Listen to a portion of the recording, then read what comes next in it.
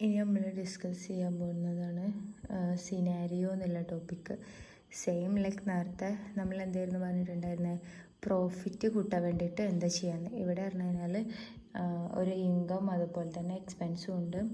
ഞാനൊരു business run ചെയ്യുന്നുണ്ട്, income ഉണ്ട്, എക്സ്പെൻസും ഉണ്ട്. എനിക്ക് ആ ഒരു എക്സ്പെൻസ് കുറക്കാൻ വേണ്ടിയിട്ട് ഞാൻ യൂസ് ചെയ്യുന്ന അല്ലെങ്കിൽ എന്നെ ഹെൽപ്പ് ചെയ്യുന്നൊരു ടൂളാണ്, നമ്മളെ ഹെൽപ്പ് ചെയ്യുന്നൊരു ടൂളാണ് വാട്ട് ഈഫ് അനാലിസിസിൽ തന്നെ. ഡാറ്റ എന്നുള്ളതിൽ വാട്ട് ഈഫ് അനാലിസിസിലുള്ളതാണ് സിനാരിയോ മാനേജർ എന്നുള്ള ഈ ഒരു ടൂൾ. അതാണ് നമ്മളെ ഹെൽപ്പ് ചെയ്യുന്നത്. ദെൻ നമ്മൾ എന്ത് ചെയ്തു, ജസ്റ്റ് ഒരു ലിസ്റ്റ് ഉണ്ടാക്കി വെച്ചു. ഐറ്റം, എക്സ്പെൻസ്, ഇൻകം, ഇത്ര ഐറ്റംസാണ് നമ്മൾ യൂസ് ചെയ്യുന്നത്. അതിൻ്റെ നമുക്കുള്ള ഇൻകമാണ് 8,000 എന്ന് പറയുന്നത്. ജസ്റ്റ് ഒന്ന് നോക്കി നോക്കുക. ടോട്ടൽ എക്സ്പെൻസ് എന്ന് പറയുന്നത് എങ്ങനെ ചെയ്യാം നമ്മൾ.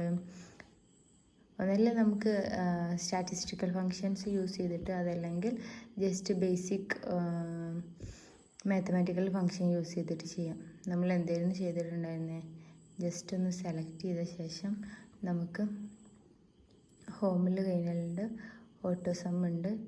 ഈ ഒരു ഫീച്ചർ യൂസ് ചെയ്താൽ നമുക്ക് ആൻസർ കിട്ടും. ദെൻ നമുക്ക് ഇനി എന്താ ബാലൻസ് ചെക്ക് ചെയ്യണം. ബാലൻസ് ചെക്ക് ചെയ്യാൻ എന്താ ചെയ്യണം, നമ്മൾ ജസ്റ്റ് ഒന്ന് നമ്മളെ ഇൻകം എന്ന് പറയുന്നത് എന്തായിരുന്നു 8,000 ആണ്. സോ ജസ്റ്റ് 8,000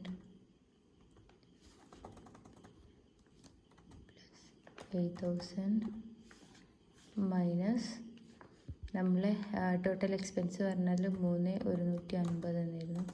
അതായത് നമ്മളെ ബാലൻസ് പറഞ്ഞത് 4,850 ഇനി നമുക്ക് എന്താ ചെയ്യേണ്ടത്, എക്സ്പെൻസ് കുറച്ചിട്ട് നമ്മളെ ബാലൻസ് ഇൻക്രീസ് ചെയ്യണം.